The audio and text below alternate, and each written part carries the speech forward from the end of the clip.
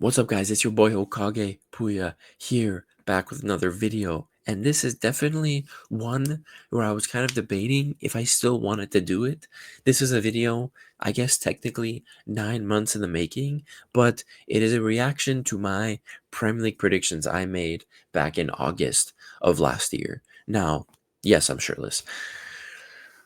The reason I hesitated to make this video is because I genuinely had no memory or recollection of how I ended up predicting the Premier League to finish. I went and rewatched the video 2 days ago. It was awful. I'm just gonna put it out there right there, put it out there right now. It was not good. No bueno, trash. But I looked around YouTube and I thought, you know what? I'm not the only one who thought it was trash. There were some big shocks in the Premier League this season, performances that people did not expect. Big time people did not expect. So without further ado, we're just going to go ahead, do it. We're going to do a point system. Since this is my first time doing it, this is going to be the first points tally we get. And I'm going to do it kind of inspired based on Spencer FC. If you watch Spencer FC's Premier League prediction videos, I'm basically doing it like him. So without further ado, let's get into the bottom half of the table, how I predicted. So on the left is the club and what place I predicted them to finish. The right side is what place they actually finished and how far off I was from predicting them, compared to how they ended up finishing in the Premier League. Sorry, I just had like a brain stroke. But and yeah, basically we'll tally up all the points based on how far off I was on each position, and then we'll have a total points tally. So, starting off with the bottom half of the table. Actually, this isn't too horrible. This isn't too embarrassing. Let's start off at the bottom. Ipswich Town. I predicted them to finish dead last. They got 19th instead. So I was one off. So I guess 1 point there. That's not horrible. I knew this. They didn't really sign anyone. I wasn't convinced with. I kind of thought. Listen, they did it a little better than I thought, but I thought they would be like a Norwich, a Ralph Hosted. What was it around? I forgot who was the Norwich coach that came up, and they got destroyed because they tried to play attacking football and high press. I thought they would be like Burnley with Vincent Kompany the previous season, where they would come to play too naive, and they did to an extent, but they were a little bit stronger, I guess. I mean, they had some results here and there that kind of opened my eyes, but still, they were garbage. And they deserved to finish and be relegated back to the championship. They are not a Premier League caliber team. And although they finished one place higher than I thought they would finish, they still finished second to last. You know what I mean? So not too far off here. Knew Ipswich would be horrible. And they were horrible. And then in 19th place was, I predicted Southampton to be in 19th place, and they were the opposite of Ipswich. They ended up being dead last in 20th place in the Premier League, and they were awful. I mean, all the teams that got relegated this year were awful. I think this has to be one of the worst, if not the worst, the worst 3 promoted teams to come to the Premier League from the Championship in a very long time. Because Southampton were awful. I mean, they weren't competitive at all. They didn't really even have any player that was outstanding. No one is trying in the Premier League is trying to poach anyone from Southampton as they go back down to the Championship. They were really an unforgivable team this year. One of the worst the Premier League has ever seen. And I'm glad they're going back down. I predict them to go back down. Teams like Southampton and Ipswich, they didn't recruit well enough, in my opinion, at the beginning of the season to be able to come and be competitive in the Premier League. And that showed all season long. I predicted them to get 19th, and they actually got dead last. So Southampton, thanks for being crap because you're only adding 1 point to my score. But yeah, I was off by 1 league position with Southampton. 18th place now. Now 18th place. This is the first This is the first howler of the video, and there are more howlers to come. Forest, 18th place. I predicted Forest to get relegated. I predicted Forest to get relegated. Now, this, I went back and watched the video and saw my reasonings. At the time, I don't think I would have chosen any differently. I genuinely, I guess I had to look into Forest more, but I genuinely didn't think their team was good enough. I genuinely didn't believe in the quality of their squad, but I was proven so wrong. I was proven so wrong, and this score could have been worse. It's adding 11 to my score. We're at 2 right now. It's adding 11 to my score. If Forest didn't fumble at the end of the season and stagnate, they could have finished in the Champions League positions. This could have been worse, but they stagnated towards the end of the season, lost a couple points. They had that viral moment where the club owner, the Greek guy, came on and was like really mad at Nuno Espirito Santo and the players for, I think it was dropping points to Leicester. They were winning the game and then they drew 2-2 just like a month or so ago. But yeah, guys like Chris Wood, Ola Aina, Milinkovic in the back, Sells was a fantastic goalie, one of the best goalies in the Premier League this season. Morgan Gibbs-White was excellent this season for Nottingham Forest. So they had a bunch of players that stepped up. They had a bunch of outstanding performers, and they finished deservedly in the top 10 in 7th place instead of my predicted 18th place. So this was the first howler of the video, guys. So let's just move on from it really quickly. Next, we have basically another semi-howler. I thought Fulham would be just above the relegation zone in 17th place, but they finished 6 places above that in 11th. Now, again, I think the Fulham situation, I think my reasoning was similar to Forest, where I just didn't believe in their team. I didn't believe in the players in their squad. I also saw, their best center back, in my opinion, Tim Ream. I saw their best center back leave. Tim Ream, you could say he was an old American center back. He was very good and very important to that Fulham back line. I saw him leave, and I didn't really believe in the replacements and for who was going to replace Tim Ream in the back. But they had the squad. I also didn't believe Raul Jimenez would have a decent season like he did. Iwobi, Emil Smith Rowe coming off a couple of years where he was struggling at Arsenal. I didn't think he would have the season he was going to have. I thought he would still be dealing with confidence issues. But these players, and I thought their best player of the season, Anthony Robinson, I thought he was excellent.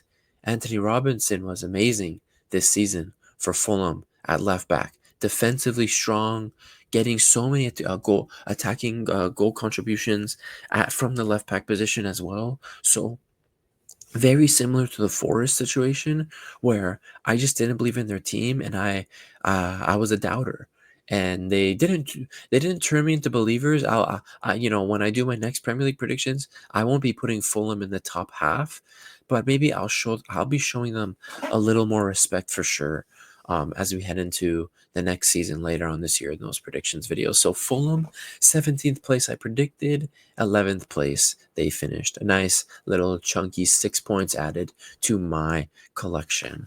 Leicester City. Now, Leicester City, I predicted them to get 16th. I thought that because of that little bit of, they won the Premier League 9 years ago. Let's not forget, I thought they had a little bit of Premier League heritage for them to come back to the Premier League and be able to survive. But eventually they ended up getting relegated. All 3 teams that got promoted got relegated this season in the Premier League, and Leicester was the 3rd of them. They finished 18th. And the interesting thing about the relegation teams this year is they were so bad, 17th and 16th place, they weren't really sweating in a relegation battle because the points gap was so huge between the bottom 3 and 17th, 16th, and 15th place teams. So Leicester, They just didn't have the strength. I guess I kind of overrated their squad. I believed in them too much compared to Fulham and Forest, where I had my doubts. I had some kind of delusions of grandeur where I thought, hey, Jamie Vardy would come back and have a 15-20 goal season. I don't know why. I don't know why. And just you look all around that Leicester team, just not strong. Just not strong. This isn't the Leicester team of back then with Mahrez and Conte and Huth, Wes Morgan, Jeffrey Schlupp, Drinkwater, or whatever. I mean, he wasn't that great of a player, but you know what I mean. This was a team of very underwhelming individuals. Now, you have to give it to Leicester. Yes, they won the championship the season prior with Enzo Maresca, so they did lose Enzo Maresca.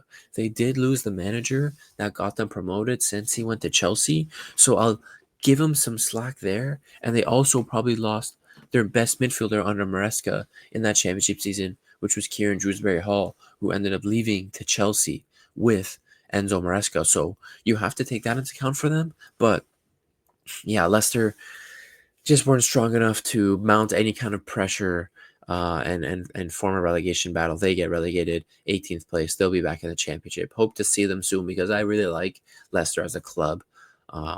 But it is what it is. They're relegated. I was 2 positions off. That's another 2 points added to my tally. 15th place. Now, I predicted Wolves to be 15th and they got 16th. So a pretty good prediction here. This one was more related to the fact that I didn't know where goals were going to come from in this Wolves team. I didn't know where where the goals were going to come in this Wolves team. Now, they did have 2 outstanding players this year. Well, their outstanding player was Matheus Cunha. Now, if Wolves didn't have Matheus Cunha and his insane performances, I mean, the Brazilian literally carried Wolves. He was kind of there like a mini Mohamed Salah for Wolves this season. If they didn't have Cunha, or if Cunha did not have a stellar season, creating moments of magic with scraps in this Wolves team, 1000%, I believe, would have been relegated over one of the 3 promoted teams this past season. They were awful. You know, Cunha was doing things I couldn't believe with this Wolves team, constantly popping up with goals, assists. I didn't really get it. And you know, on the defensive side of things, they had no leader back there. They were just a mess all season. Yeah, you know, and they had their second most outstanding player probably Aït-Nouri. But guess what? Aït-Nouri has just signed for Man City, and Cunha has signed for Manchester United. So going into next season, Wolves aren't looking. It's dicey for Wolves. It's dicey for Wolves because 2 players genuinely carried their squad this whole season, and 1 player more than anyone else, really, in Matheus Cunha. So I predicted 15th. They got 16th. I was 1 position off. Pretty good prediction there. Brentford. Now, Brentford, I predicted them to finish 14th. They ended up finishing smack dab in the middle in 10th place. Yeah, I think this was a situation where I wasn't sure if Mbeumo can do it again, if that makes sense. I wasn't sure, like, this guy Mbeumo, he's still relatively young. How many seasons can he be a stellar output winger for them? And again, he was just the guy for Brentford this season. Getting the goals, getting the assists. He was the guy of the team now. He's left to Spurs or Manchester United. I'm forgetting which one, but he's going to be leaving Brentford this season. So we'll see how they cope next season without him. But yeah, Thomas Frank and his guys, who also he has left as well to Spurs to be the manager there after Big Ange was sacked. Brentford's going to be losing some key players this summer. We'll see how they rebound. But this year they got the job done again. Thomas Frank set the team up and coached the team well this year. They had Mbeumo, they had Visa doing the work up top. Even, you know, guys like Kevin Schade stepped up big time, getting a lot of goals this season for Brentford as well, the German winger. So he was another guy that kind of broke through for Brentford. So yeah, good season for them, 10th place. I was proven wrong. I kind of felt that they could probably finish higher than 14th, but I massively overrated certain teams in the top half of my predictions, and we'll get to them soon. But Brentford, for I predicted 14th, they get 10th place. Bournemouth as well, similar situation. I predicted them 13th. They finished They finished 4 positions above, in 9th place, just above Brentford. And Bournemouth, I I think the theme of my Premier League predictions last year was I genuinely didn't think a lot of these teams had the players. I didn't believe in it. Now, you could call me a casual or not. I've been watching the Premier League for so long. I really feel like some of these players in these teams overperformed or had their breakout seasons. Because Bournemouth, again, this is another team where I'm not, uh, I'm not expecting Kerkez, Hausen, Zabarni to have the seasons they had. You know what I mean? I'm not expecting Semenyo and all these guys to to be such goal getters as they were for Bournemouth. I wasn't expecting that.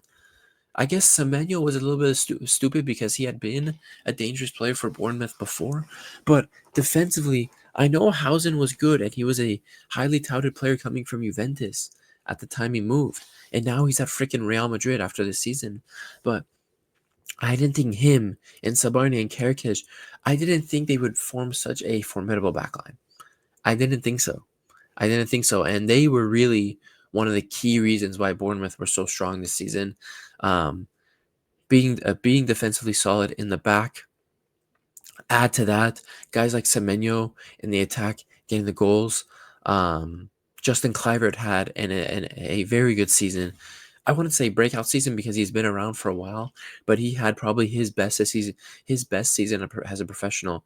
I remember the two earlier this year, in the season before the season ended, he had like a 1 or 2 month spell where he was just scoring every game for Bournemouth. So ninth place, congratulations to them, a strong season.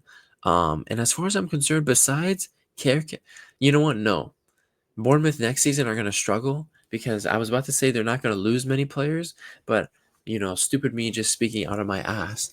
I'm pretty sure it's already confirmed. Hausen has gone to Real Madrid. Zabarni, it looks like he's going to PSG, and Kerkez is going to Liverpool. So they're losing 3 of their starting back 4. So when we get to the end of the summer, when I do my Premier League predictions, that is definitely something I'll be thinking about. But this is just this season. They get 9th place. I was wrong. 4 points off. Another 4 points added to my tally. Everton, 12th place I predicted. They got 13th place. Straightforward prediction. I just thought they were going to be standard middle of the table this year.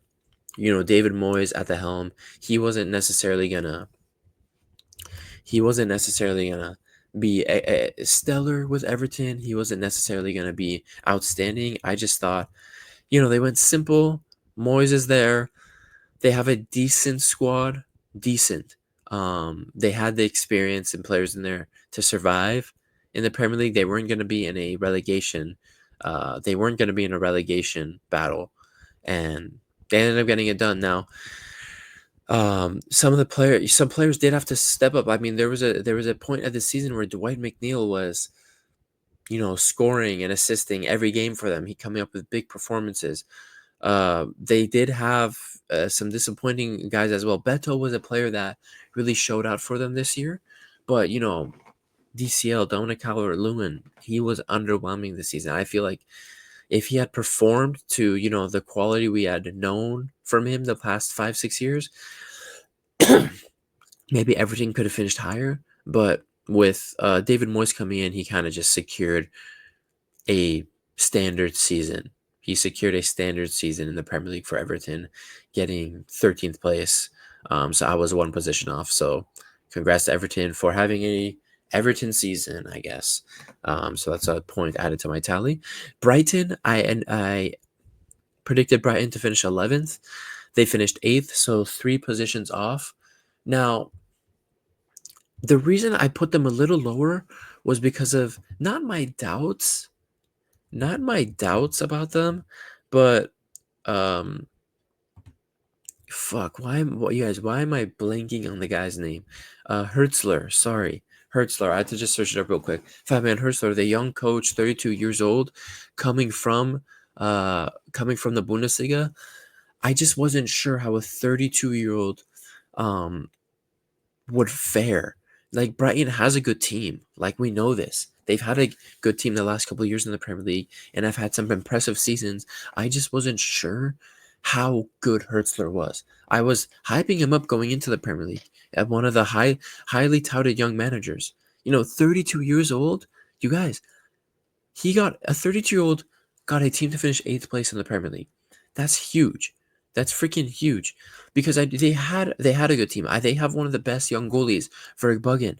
You know what I mean? They still have. Sorry, my throat is so dry. They still have Lewis Dunk in the back to lock it up. Estupinian was a guy I thought would have a stronger season. He was dealing with injuries this year, so he wasn't necessarily extremely impressive. But in attack, Adingra, Mitoma, the same culprits. João Pedro, Welbeck, Mitoma, Adingra. Adingra is new to the squad, but he was a big time player for them this year, getting the goals when they needed it. Yeah, I guess for Brighton, I knew the team was good, but my doubts were just with Hertzler now. It's not like I thought they were going to get relegated. I predicted them to finish 11th. I feel like even if Hertzler did finish with Brighton in 11th place this season, that was still, in my opinion, would have been a good season for a 32-year-old Premier League manager debuting in the league. I felt like that would have been a great spot to finish in. Instead, they finished 8th, dude. They finished 8th, so more impressive. Very close to European spots for Brighton in his first season, Hertzler. Now, we'll see who comes and goes from Brighton for the next season, but I'm not going to doubt them as much. I'm going to hold Hertzler to a higher standard next season. I'm going to probably pick them to finish in the top half. I will be picking them to finish in the top half when I do my predictions later on this year. So this was the bottom of the table. This is how I predicted it. Yeah, and these are how they actually finished in the league. So without further ado, let's get to the top half of the table. In 10th place, I had West Ham. Now, West Ham is always like, if you watch Spencer FC's edition of these videos, this is his 10th year doing this. So I've been watching those videos since the first year he started. West Ham is always such a difficult team to predict because, and if you watch Spencer FC's videos, and he's a West Ham fan. He is the most in tune on YouTube, one of the most in tune on YouTube with what happens in that squad, what's happening at the club. Starting the season off with Lopetegui, I believe, right? If I remember correctly, starting the season off with Lopetegui, the signings they made. Remember, they brought especially Fulkrug, a guy coming off a Champions League final with Dortmund. Probably when he's healthy, the starting striker for the German national team. As a person that follows the German national team, when he is healthy and thriving, he is the best. He is the starting striker for the German national team, the best striker for them. They signed a guy like that. And with Julian Lopetegui, a guy with experience, I thought, you know what? This would be a perfect season. I thought for sure these guys would be higher in the mid-table range. For sure these guys wouldn't finish lower than 12th. And I picked them to finish 10th. And like I was saying with Spencer FC, when you predict them to be good, they always underperform. And this season, West Ham, they underperformed big time. I mean, I'm pretty sure there was a point in the season where West Ham were just above the relegation zone. They did not have a good year. Lopetegui was kind of dragging him down into deep waters, and that's when they sacked him and they brought in Graham Potter, and he improved things. I think if they did not sack throughout the middle of the season, things could have been dicey for them. Things could have been dicey for West Ham. They could have finished, down there in 16th, 17th place if they didn't have a managerial change throughout the season. So yeah, West Ham, I predicted them to get 10th. They got 14th. And also, with a guy like Fulkrug coming in, he ended up having so many injuries. He never even got a chance to establish himself in the West Ham team. And I think even as a player who was injured all season and in and out of the team, when he came back from his long-term injury at the end of the season, he is the guy showing mentality in the team, being a leader, coming out after embarrassing performances and saying it needs to be better, saying the performance is shit, saying people need to play with better attitude. So I'm interested next season. I'm pretty sure Fukuga will stay when he is fit, fully fit, the impact he'll have on the team. But yeah, West Ham, predicted them to get 10th. They get nice 14th. They're adding a nice 4 points to my total tally. Sorry, I accidentally pressed pause on my video. I'm an idiot. Next up, Newcastle. I predicted them to get 9th. They got 5th. Now, it's only a 4-point difference, but I'm kind of ashamed in this prediction. I'm ashamed of this prediction because in the back of my head, when I did the predictions video, I was doubting them, but I feel like I was being too harsh on them because they did have that amazing season 2 years ago where they finished in the Champions League spots. Last season, this previous season, right now that just finished, they had to deal with the Champions League and the Premier League for the first half of the year. And I feel like I was a little too harsh on them because they were trying to juggle Champions League and the Premier League for the first time in a very long time. And in the back of my mind, I thought they would be affected more. I thought they would carry on this season and kind of have another rebound season where they're trying to get back to the form they were in 2 years ago to try and get the Champions League spots. And they did it one season earlier than I thought. They finished 5th. They got in the Champions League positions. And yeah, I just doubted them too much. You know, I knew of the team. I knew of the quality in this team. I really rate Eddie Howe. He is the best English manager probably since the Middle Ages. Bro, he's the best English manager along with Gareth Southgate. But in terms of the Premier League, a club manager, he's the best English club manager that the English have seen in decades. Decades. I really rate Eddie Howe.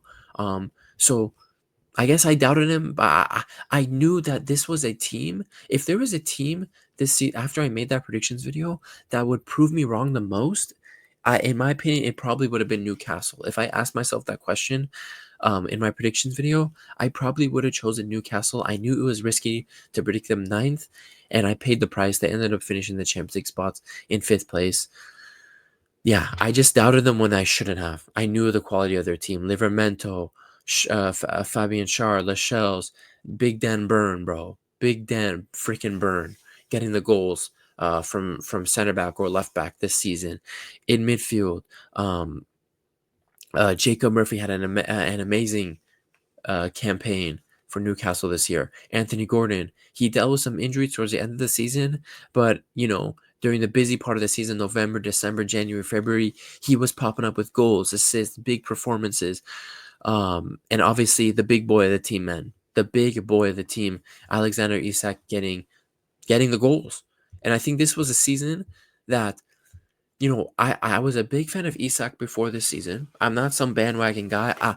Isak is a guy I wanted to come to Bayern as the Lewandowski replacement.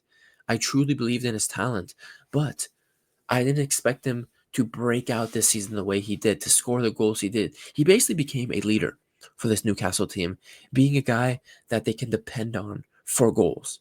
So he took that weight on his shoulders very well. And yeah, he had an impressive season, finishing as one of the top scorers in the Premier League. So Newcastle, 9th place. I predicted 5th place they finished. Another 4 points added to my little score.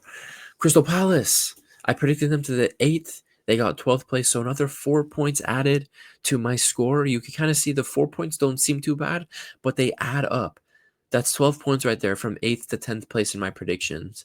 But yeah, Crystal Palace, I predicted them to get 8th place. They got 12th. Now, the reason I was very high on, if you remember the way they finished the previous season, Olise, Eze, Mateta, the way they finished with Oli Glasner, I think they were the team with the best form in the last 8-9 games of the Premier League of the season prior.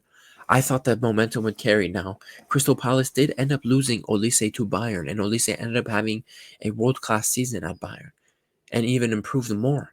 But I did not think Olise was that. I didn't think they'd struggle that much with Olise. And I think what you saw at the beginning of the season was Eze was not in form. Mateta was still doing his thing, but they were really missing that superstar player that was really doing all the creation. Olise was a big time miss for the first half of the season, and it took Ole Glasner a while to get settled, a while to figure things out with this team.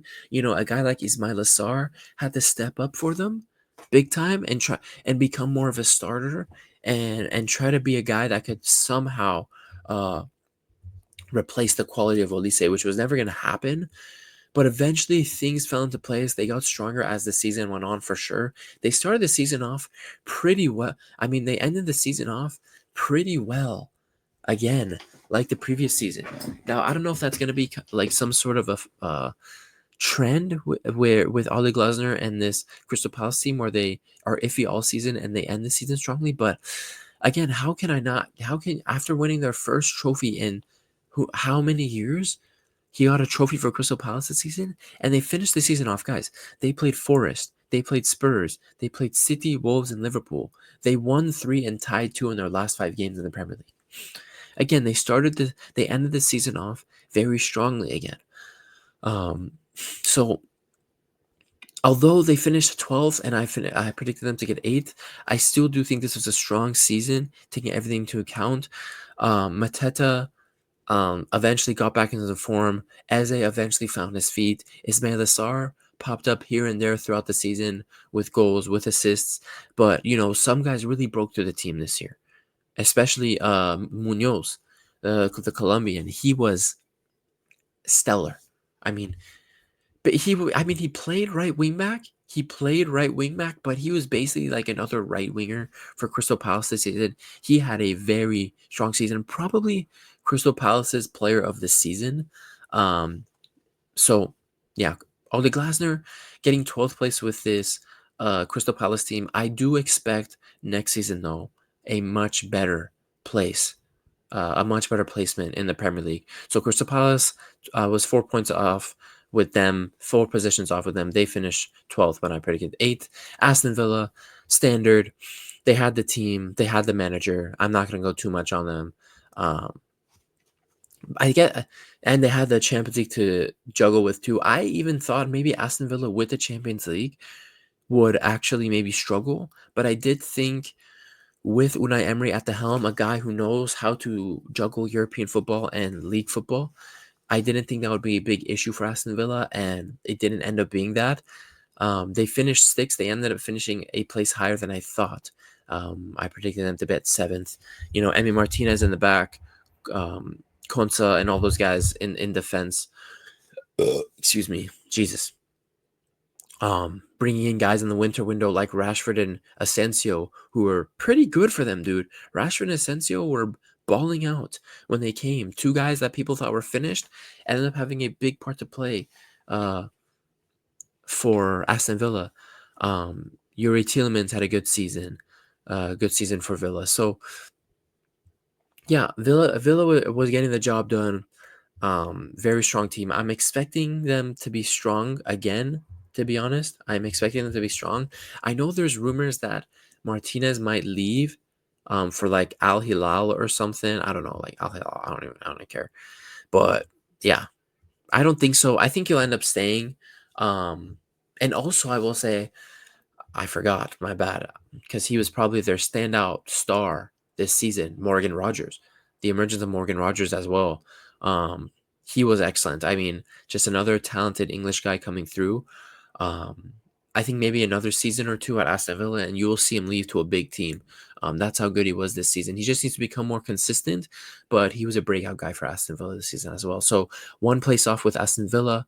I predicted 7th. They got 6th. Chelsea, I predicted 6th place for Chelsea. They ended up getting 4th. They ended in the Champions League position. So congrats to them. Chelsea was weird this season. Now, I wouldn't have been surprised if they got the Champions League positions if you asked me 9 months ago, but they did end up getting 4th place. They're back in the Champions League, which is huge for them. If they want to get back to the next step, if they want to take the next step to challenging more for the Premier League, for the Champions League, they needed Champions League football for that attraction, for players to come and know that they're going to play in the UCL with them. I think Chelsea, I placed to finish 6th because I just wasn't sure with Enzo Maresca. I just wasn't sure. And I think if you ask any Chelsea fan this season, they're still not sure. I'm pretty sure the fan base is split on whether he should stay or if he should leave. I genuinely felt they should have kept Pochettino. I thought he finally had figured something out with the Chelsea team, and the season prior, he finished his time off so well. Remember, I think it was them and Crystal Palace that had the best form in the Premier League based off the last 8 matches of the season. The last 2 months of the league, based on form, Crystal Palace and Chelsea were the two best teams. And they sacked him. They brought in Enzo Maresca. I just wasn't sure. I knew he would be good enough to get them high up in the table. I didn't think it would be a Graham Potter situation where they're finishing 12th, 10th, mid-table, way down in the slums. I did think they'd have a strong season. In fact, I felt like when I was watching on YouTube, a lot of people were predicting Chelsea to be lower than this. I predicted 6th. They got 4th. They were better than I expected. Cole Palmer was, they had all their key guys. Cole Palmer had a more underwhelming season this year, but he still came up with the goals and the assists. Obviously, Chelsea did end up winning the Conference League as well, so congrats to them for that. But this is the Premier League, so I mean, who gives a shit? Enzo Caicedo, big time improvement this year. Caicedo, he was probably their best player this year. Moises Caicedo, probably top 5 of top 3, even Premier League midfielder this season. He was that good for Chelsea. I got to see Chelsea play in person this season. I went into the Stamford Bridge and watched Chelsea versus Tottenham. But yeah, Enzo became more comfortable in this team. Romeo Lavia kind of dealt with his injuries more. There was always an issue with defense for Chelsea. Who is the best? Who should the center backs be? Should it be Colwell and Tosin Adebayo? Should it be Disaster? Should it be Badiashile? Who should be the goalie? Is Rover good enough? Robert Sanchez good enough? These are questions that still be answered. But even with these questions arising, Chelsea still finished 4th, 2 points above, 2 positions above what I thought they would finish in 6th. And also, Reece James back, and he's looking fit. He's actually hasn't got injured since coming back from injury back in March. Or February, whenever he came back. So that's a big sign for Chelsea as well for the future. So Chelsea, congrats to them, 4th place, 2 points added to my tally. Now, this is where we get to the embarrassments of the video. And I think a lot of people, I went back just to see if I was the only embarrassment on YouTube. A lot of people did not predict such horrible seasons for Manchester United and Tottenham. We're just going to do both of them at the same time. Man U and Tottenham, respectively, I predicted them to finish 5th and 4th. They finished 15th and 17th, respectively, adding a nice 10 and 13 points to my total point tally. They were just so bad this season. They were just so bad. Manchester United, I thought they had good signings this summer. I'm sorry. I thought Ugarte would have a better impact on the team. I'm sorry, Xerxes is a good player. I thought Xerxes would really hit the ground running for Man U. De Ligt is a highly talented center back. Mazraoui ended up probably being the best player for Manchester United this season based off consistency, in my opinion. I think Mazraoui and De Ligt were amazing signings. So they brought in Xerxes, who had a fantastic season at Syria under Thiago Motta at Bologna. They're bringing in Ugarte. Ugarte, I didn't think he would be like Moises Caicedo level, let's say, as a comparison, but I thought he'd come in and be kind of a guy for the dirty work in the midfield and form a good partnership with Mainu to allow him to flourish and show his talents. But that wasn't the case. He had a horrible season. De Ligt is a quality signing. I'm sorry. And he had his injury issues this season. I expect him to play a bigger part next season. Lenny Yoro, he started the season off injured, so he couldn't really hit the ground running until the second half of the season. And Mazraoui, that's a quality signing. So in my eyes, they had made 5 quality signings last summer, but nothing worked out for United. They start the season off with Ten Hag. People are impatient with Ten Hag. Reminder, Ten Hag was 4 points off, 3 points off the Champions League spots with Manchester United in November. People were all over Ten Hag's ass, saying he's crap, saying he's this and that. They sack him. They bring Amorim in, who was having an excellent season at Sporting. What does Amorim do? He takes them from 3 points, 4 points off the Champions League positions, and they go all the way to 15th. No one played well under Amarim. Struggling. I mean, absolute shit show. Absolute shit show for Manchester United. They just managed their season horribly, and I'm sure Ten Hag was just sitting back and laughing the whole time. I'm telling you, I bet Ten Hag was tuning in every weekend and hate watching every weekend on this Manchester United team because really, and it's always the trend with United, it seems the last 10 years, they change a manager, and 3 months later, we're asking ourselves, oh, how bad was the manager really? And this time you're really thinking, and Manchester United fans are really thinking, oh, how bad was Ten Hag really? Because I know a lot of Manchester United fans did not have faith in Ten Hag. That guy had you 3 points off the Champions League positions. Amarim came in and got you 15th place. So it was definitely the wrong move to sack. They should have trusted Ten Hag, in all honesty. But it is what it is. They didn't do that. Freaking I freaking predicted them to get 5th place, and they got 15th place. 10 positions off. Embarrassing. Embarrassing. And in 4th place, even more embarrassing, Tottenham Hotspurs. Now, this one might have been a bit foolish, but you guys, other people on YouTube, I swear to God, go check. Other people on YouTube predicted Tottenham to finish this high. I'm serious. They were just awful. They were just truly, utterly shit this season. Yes, they won their first trophy. They beat Manchester United in the Europa League final. It's so funny that the two biggest underperformers in the Premier League got to the Europa League final anyway. They got their first trophy, but in the league, it was just horrendous. Son finally showed a true decline this year. Brennan Johnson, inconsistent. Kulusevski, inconsistent. Bentancur, we know, not good enough in the midfield. Sarr, Bissouma, inconsistent. Injured. Pedro Porro, everyone inconsistent. No one in the Spurs team had a good season from start to finish. Van de Ven, extremely injury prone this season. Romero, in and out of the team, getting red cards, drops in form. Just overall, front to back end, just shit. Just complete shit for Tottenham. The only highlights of the season for me was probably Lucas Bergvall for them, academy guy coming through, and their first trophy. That's probably the only positive signs for Tottenham. They even brought in young Matthias Tell from Bayern on loan midway through the season, and he didn't have a good enough impact as well. So 13 points to my total points tally, guys. 4th place, I predicted the freaking Tottenham Hotspurs. And I can't sit here and say the trophyless team, Tottenham Hotspur, that has no trophy. They won a trophy, bro. They won a Europa League. So it is what it is. Big Ange got sacked. Thomas Frank is coming in. They're planning to make some decent signings this summer. I swear to God, they won't be this bad next season. We'll see how I rank them in my predictions video later this year, but this was just so bad. It was so bad, and I have no excuse. 3rd place, I predicted Arsenal. They finished 2nd place. The top 3 was pretty easy to predict. Whether you predicted Arsenal 3rd or 2nd, I felt if you predicted Arsenal to finish 1st and win the league, you're batshit crazy. That was never going to happen. They don't have the squad to do so yet. They don't have the mentality to do so yet. Although I do think if Arsenal had Saka, because you remember Saka was injured for 3 to 4 months.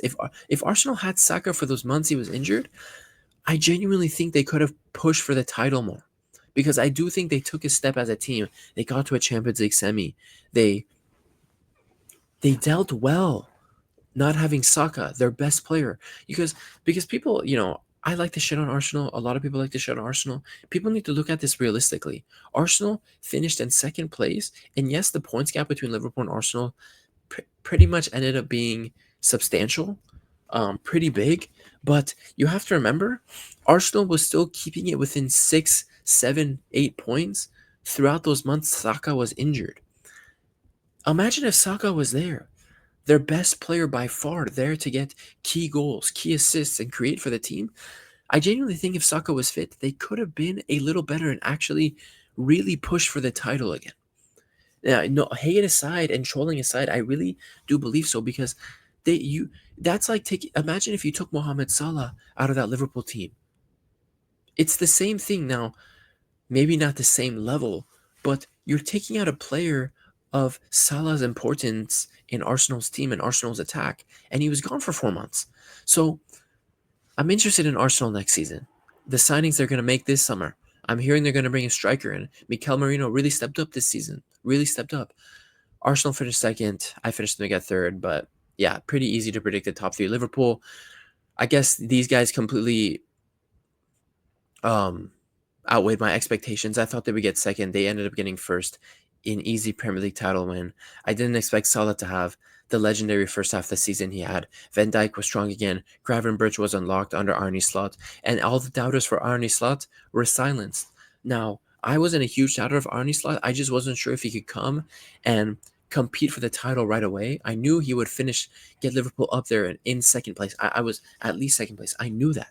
He's a quality manager, but I was not expecting him to come in and just dominate the league the way he did, winning the league title with Liverpool. Um, Salah was great. Gakpo stepped up. Luis Diaz had, again, a purple patch season. Gravenberch was excellent. McAllister was excellent. Konate, Van Dijk, when they were both fit, excellent. Alisson, excellent. The core of that team all had really good seasons and carried Liverpool to a league title win this year. So yeah, credit to Arne Slot, credit to Liverpool, league title winners. And then I think the biggest shock, although they finished third, outside of Tottenham and Manchester United, which were definitely the biggest shocks for me, and Notts Forest, I think really the most shocking, like actually shocking, and you're wondering like how the hell is this possible thing that happened this year was how bad City were. I predicted them to win the Premier League. What it would have been 5 in a row or 6 in a row for Man City. They ended up getting third place. At one point, Man City was in eighth, ninth, seventh place. Things got bad, and there was that period for Manchester City from November to March, or November to February, March, where they were just dog shit. Man City just completely lost their way. Pep Guardiola completely lost this team. There was a disconnect from defense to midfield to attack. They lost Rodri for the entire season. Ruben Diaz forgot how to defend. Haaland was injured. De Bruyne too old. Foden forgot how to kick a ball. Doku, Grealish, Bernardo Silva had horrible seasons. Gundogan came back to the club ineffective. So Man City, a lot of things happened I did not expect for this Man City team. I just did not expect it. So really weird season. Now, this summer window, you guys, they've already reinforced big time. They already brought in Cherky. They already brought in Timothy Reinders from AC Milan. They already brought in Ait Nouri for Wolves. So I'm telling you, Man City is coming with vengeance next year. But I think the theme for this year for Manchester City was that great team that won all those league titles. Those guys just did not have the ambition this year. They did not have the mentality this year, and a lot of them showed that they're kind of finished, and they just might not be good enough anymore.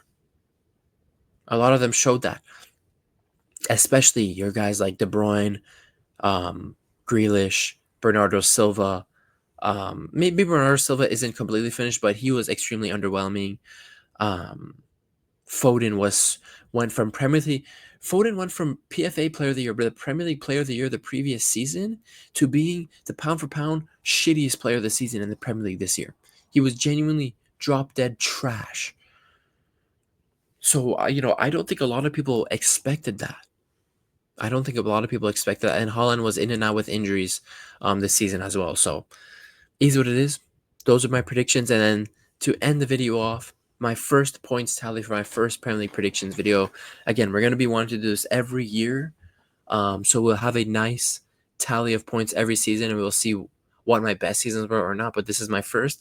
I end the season off with 76 points. Remember, if you're not an idiot, you'll realize a good score is having no score. So the closer you are to 0 means you had a freaking good prediction.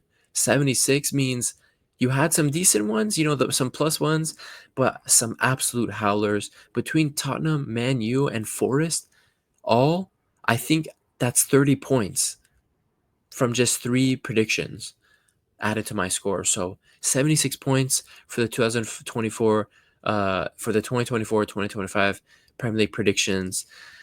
Yeah, just trash. If you made it this far into the video, thanks for watching. I really appreciate it. And yeah, we'll see how the summer plays out, what transfers happen. And in August, in a couple months, I'll be back here for my next second edition of my Premier League predictions. It's been your boy, Hokage Puya. This is how I predicted the league table. Let me just go back to the bottom half if anyone wanted to see that. I doubt anyone wants to see that. And the top half, 76 points. It's been your boy Hokage Puya. I'll see you guys in the next one. Peace.